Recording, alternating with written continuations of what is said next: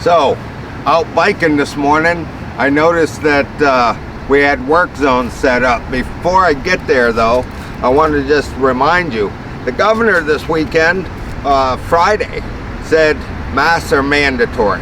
Whenever we can't maintain 6 feet of spacing between each other, masks are mandatory. Now, that doesn't really affect us. We've been on that rule.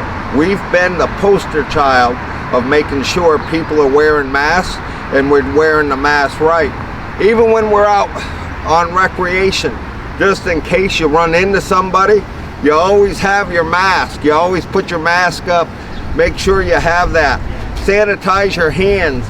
Do what's necessary to stay safe and to make sure everybody around you is safe. But that's not what I came here today to tell you about. I came here today to tell you about Workzones. Workzones. Guys, we got to be safe in the Workzones. You're going to see Workzones just sprout up all over the place, as they already have. Remembering in our Workzones, flaggers, you flaggers, always start from the side of the road. Once you get cars stopped, move off into the center line, hold your traffic, and then once we're ready to release traffic, always move back to the shoulder, release traffic. Flaggers don't live in the road. The other side, remembering, is that whenever we set up a work zone, we always need 15 cones. At a minimum, you need 15 cones. You put 5 cones out in front at that taper. Make sure we're moving traffic safely. They know where to go. A clear path. 5 cones out front to move them out about 20 feet, spread out about 20-25 feet apart, 50 to 100 feet long. 5 cones against the traffic on the center line, 5 cones there, and then we turn around and put 5 cones down at the end of the thing.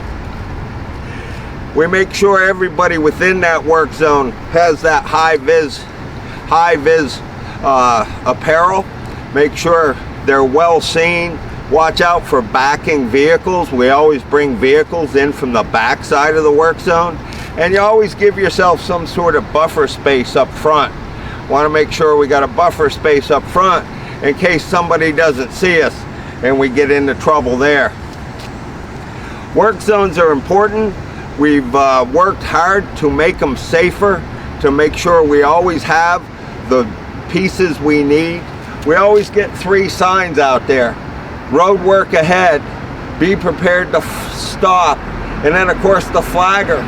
We don't want to set those signs up according to the speed in the area.